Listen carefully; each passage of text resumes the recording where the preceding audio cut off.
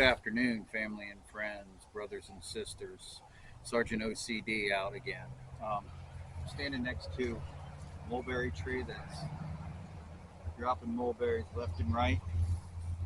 So it's mulberries season. Um, I don't worry about the stems. I just eat them. Now, um, as I was going through my garden, um, starting back from yesterday, I was mowing. I found chickweed. I got some more dandelions. I found um, broadleaf plantain, which I knew I had, um, but I found a whole bunch of narrow leaf plantain. Now, plantain, um, it's not really one that you would eat, but what I do with it is I make a poultice and I put it on my hands. So, like when I'm out foraging and stuff, even after I wash my hands, I start getting all these itchy spots. So something is reacting that I touch, but all I got to do is put some of that poultice on, and it takes any stinging, any itching, anything that is a problem away from you. Now, speaking of problems, um, it might not look like a weed whack, but I do. But I let the grass grow up around my fence, especially facing this field, uh, so I could see where the animals are coming in. Now, from Camp Chaos into the perimeter, I have caught a squirrel, bunny rabbit. In fact, I caught two bunny rabbits over the winter. I just leave my cage open and they go in there and get caught. I let them go. The only thing I didn't let go is a skunk, and for obvious reasons. Um, when I shot him, I thought I shot him in the head. Must have missed because the stink sack just exploded, so I could still smell that from last week. So, getting back to problems with perimeter, I'm going to refocus this camera here. It's the reason I have just the basic 10Cs on me, because I've got wire in this pack. And we're going to make a snare at every place that they're open, see if we can catch bunny rabbits. Because you're going to need to know how to catch protein. I can grow my food, I can catch protein, um, but if anything happens like a nuclear war, all that is going to be no good, including water. So, like I said before, 128 ounces of water per person per day. That includes water to bathe. Now, I reuse jugs from milk, and that's my bathing water. I reuse, and I buy water every day, and I fill up a pool just in case, you know, we need water. If there is a disaster, the first thing you need to do is start filling up jugs, fill up your bathtubs, fill up everything that you can fill up. Even if, it's got some debris in there, you can filter that out. I have an old pool filter that I'm going to make a actual filter for water. Uh, Not today, but it's in my plan of things to make. So, getting a late start today because I had to fix an oil leak in my car, and let me refocus this, drop the LBE, and we'll focus on getting this thing trapped. Now, what they did actually is they bent this fence up. I'm gonna try to bend it back down, um, but maybe, I don't know. When I get down there, I'll be able to tell. So if there's a lot of grass around there, I don't. Oh, you'll notice the other thing I don't do is take up my hoses. This hose goes right to my garden. All I got to do is hook it up in the springtime, and it will work. I bought the heavier duty hoses just to do that. Now LB's changed a little bit, but I just got a couple of new blades on there. So one of the things I got was, they call it a K-bar, but it's more like a kukri. And it is very sharp because the first time I used it, I cut myself. Needed stitches, but you know me, I don't go for stitches. So the other thing is my SOG knife. Been using that. That needs to be sharpened. And it's a little mini entrenching tool. So we're going to use that. Take that out. We're going to dig up a dandelion.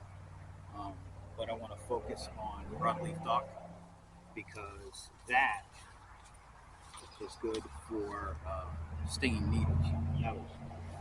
You can put the whole plant right over stinging nettles and it draws all those little nettles out,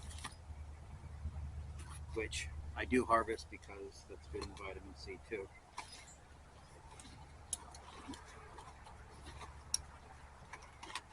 Now in my thing of cleaning stuff around, I found a brand new thing of this. So I'm going to go about 2 feet or so. Cut this off. So I always have a multi-tool. It's a little stiffer, so it may be pretty good for this. Now, I'm going to have a stick right here. I'm going to wrap this around at least 3 times. This is way thicker. Again, multi-tool. What I'm trying to do is just create a loop.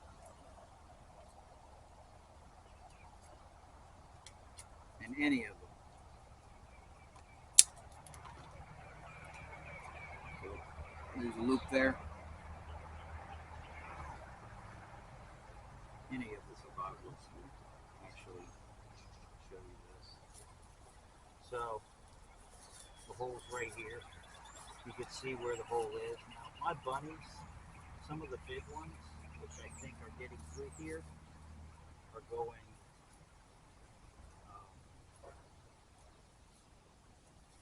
through here. So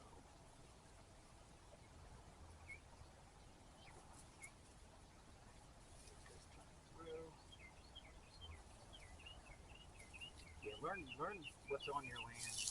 So the idea is he pulls this and he can't get loose. So if this wasn't a nice little hole here, like it is, I would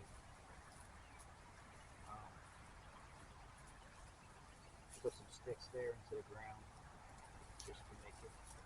This is maybe a little bit big, so that's all I need to do. Every place that there's a hole, make one of those, and I should be able to catch a rabbit. So that's going to be my protein. We're going to go in my garden. I'm going to show you some other things that we will be able to forage. Now, I leave weeds in my garden just to forage.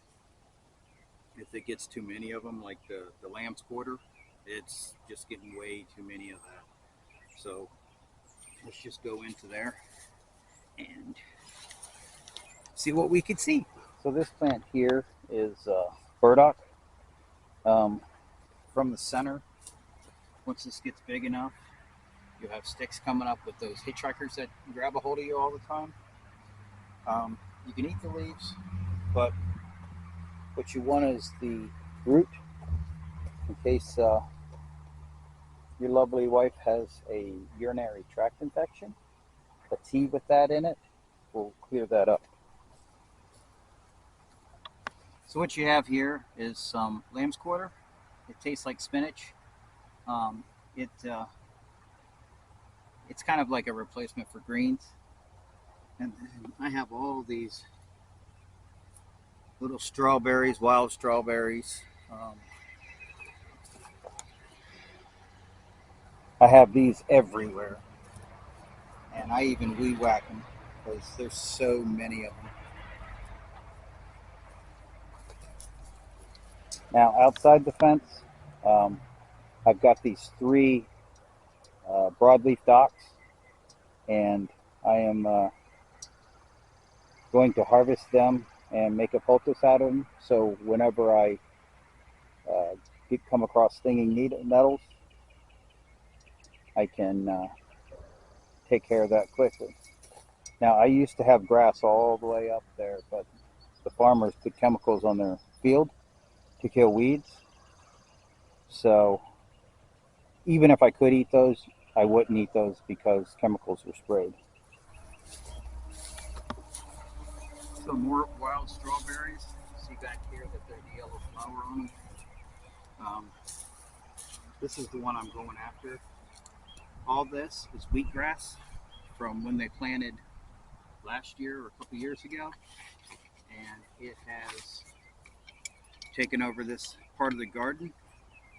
I haven't had green beans since that happened, um,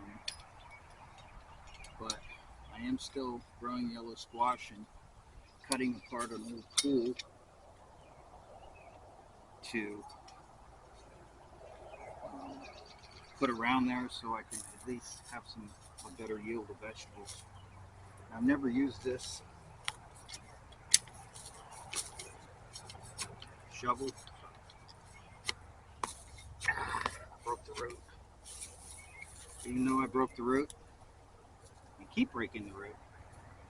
I can clean this root up here, um, even with the leaves on it.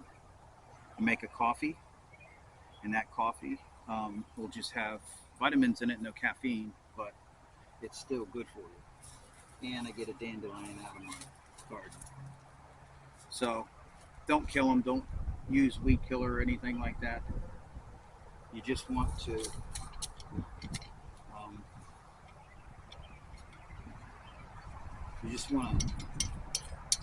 not use any chemicals because it gets into the ground, and then if you want to drink that water. So last couple of days, this is what I've been doing. So this is that broadleaf dock that I just harvested. So I'm going to separate this up, chop it up, and mix it with olive oil into a poultice in one of my mason jars. This is broadleaf um, plantain, and then I've got some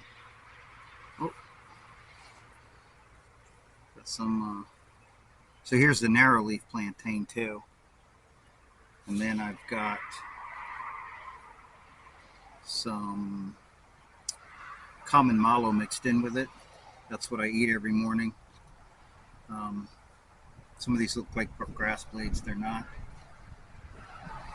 So before you touch this stuff to make a poultice and everything, rub some on your skin to see if you're going to be allergic to it. If you start tingling or burning or whatever, then you're probably allergic to it. And then here's some, obviously, dandelions I collected yesterday. Here's what I collected earlier today. So I'm going to put all those together and make dandelion tea. And last, but not least, I found myself an onion. So whatever dinner I'm making tonight, I'm going to cut this up and put it in there, wild onion. So this is, I've been looking all over for this chickweed, but this is from yesterday. Just threw it in the fridge, but it comes in these long vines, and it's very, very low to the ground. That's why I couldn't see it. I just happened to be mowing yesterday, so you can see the leaves. Everything is like furry, fuzzy. The leaves are adjacent to each other. Don't Yeah, there's some little white flowers starting, but I'm gonna mix a little bit of this with it because this stuff, if you eat too much of it, it'll screw up your intestinal tract. But it's very, very good for you.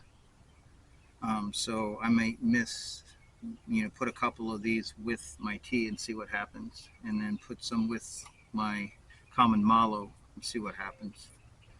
I have a pretty tough stomach, so I don't really worry about um, this bothering me. I just worry about over ingestion.